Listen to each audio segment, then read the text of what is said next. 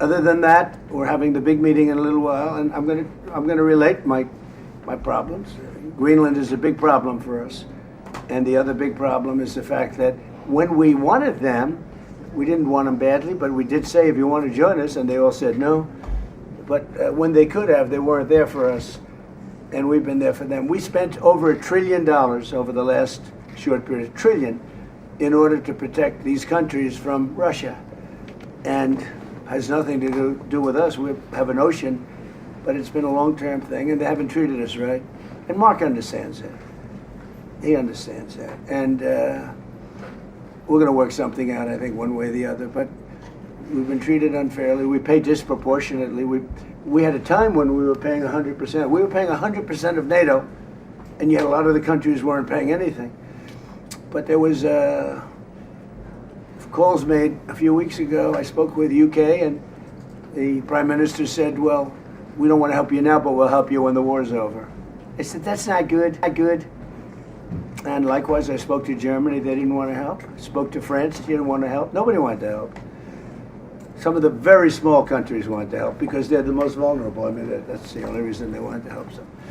So I appreciate you being here. We're going to be going back together, many of us together.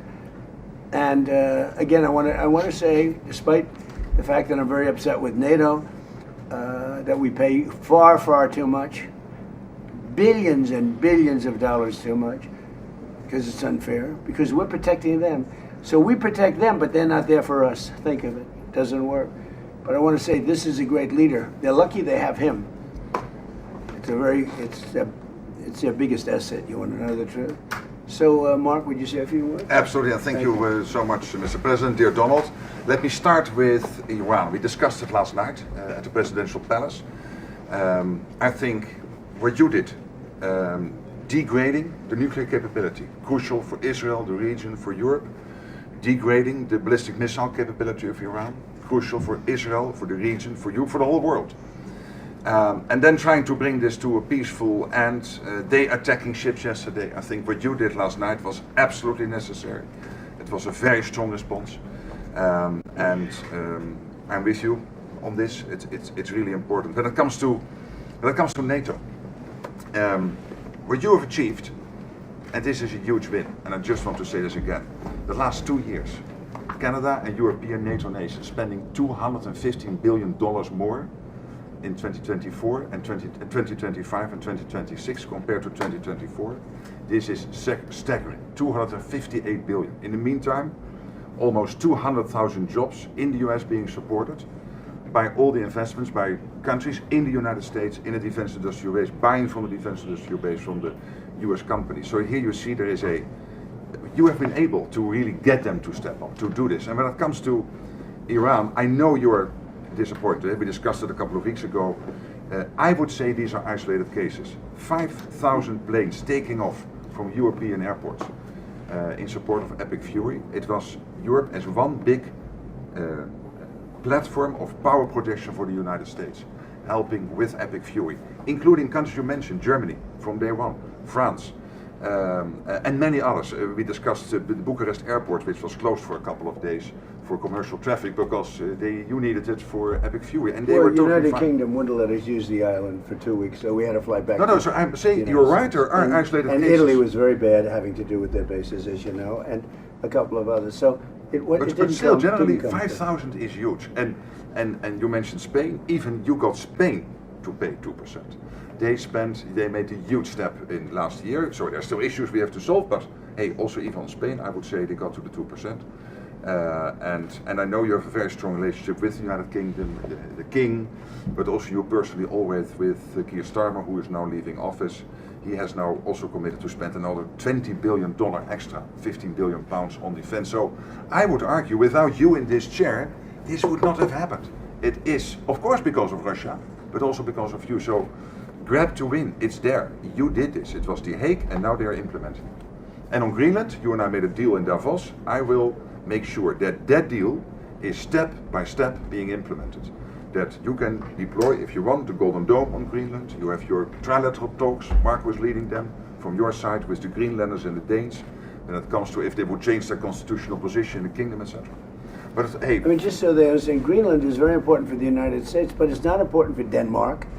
In fact, when Denmark was overrun by the Nazis in less than one day, Hitler beat them out in one day, took over. They asked us to take care of Greenland. In fact, we took Greenland, and then stupidly we gave it back. We shouldn't have given it back to them because we're the ones that need it. We need it for protection of the world, not just the United States. And it's very important. It doesn't help Denmark, but it helps us.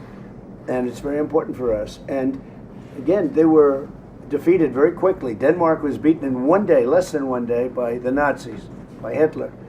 And when this happened, they immediately switched it over to us. We owned it. We had it. We were taking care of it, and then we gave it back, which is, I don't know why. I wouldn't have given the Panama Canal back either, so what do I know? I certainly wouldn't have done that because China's trying to take over the Panama Canal, and that's not going to happen. So, but I just, it's interesting. I'm very unhappy with NATO, and yet this man is a great leader, and he gets it. He gets it maybe better than some of the leaders. But also your allies get it, thanks to you, and that is important. Yeah. I could not do this without you. It's too bad Biden didn't do it, or Obama. Hey, but you are here now. Obama. And Trump 45, and Trump 47, in total, more than $1.2 trillion. I call this the Trump trillion. No, it's true. $1.2 trillion extra spent by Canada and the And I'm not only blaming NATO. They got a free ride. And not if anymore. Biden had any brain, which he didn't, he would have said, you got to pay more. And same with Obama. Two bad presidents. But they could have asked, and you would have done that too. It would have been, who knows? But who knows if they would have done it. You made this happen, and it is a huge... It should have happened years ago, and it couldn't. But Obama didn't do it, and Biden didn't do it, and frankly, Bush didn't do it either. But you did what Eisenhower started trying to do, equalizing the He Europeans. tried, yeah. Eisenhower tried. And all the other presidents, none of them were successful. You're the first one. It's your win. Your win in the Hague. That's why I like him. And the win now. That's why I like him. This is true. Without you, this would not have happened. Really. Do you have any questions? Mr. President, is the ceasefire over? Is the ceasefire done? Is the MOU dead? It's a very interesting question. To me, I think it's over. I don't want to deal with them anymore. They're scum. You know what scum is? They're scum. They're sick people. They're led by sick people. And they're vicious, violent people. And if they had a nuclear weapon, they'd use it. As far as I'm concerned, it's over. I'll speak to our negotiators. They want to negotiate. They're good people. Steve Witkoff, Jared Kushner. But they have to come back to me. As far as I'm concerned, it's just a waste of time dealing with them. They're liars. We make a deal. And if I make a deal with him, we have a deal. And he goes out, he talks. We make a deal. Everyone's agreed. No nuclear weapon. We make a deal. They go outside, talk to the press. They say, we never even talked about it. There's something wrong with them. They're cuckoo. As far as I'm concerned, it's over. So are we back talks won't resume after we get through the funeral proceedings? Does this mean that talks with Iran will not resume? I don't care. They can talk, but I think they're wasting their time. They're a bunch of lying guys. My whole life, that's all I do is deals. My whole life that's how I became president, I guess. That's a deal too, right? But I made a lot of money. I had a lot of great success, tremendous success. Everything I did, I was successful. And I deal with these guys, and I say, this is from a different school. They're liars. They're cheats. They're sick people. They've hurt their people. They killed 54,000 people as of now that were protesting. When people say, how come they haven't taken over? They can't take over because they're dead. They killed them. Nobody's going to take over. They have no guns, and the other side has machine guns. And they're killing them. The press doesn't report it. But they're bad people. They're bad people. And frankly, I don't want to waste my time with them. Now, I'll let our wonderful negotiators keep talking if they want, but I don't see it.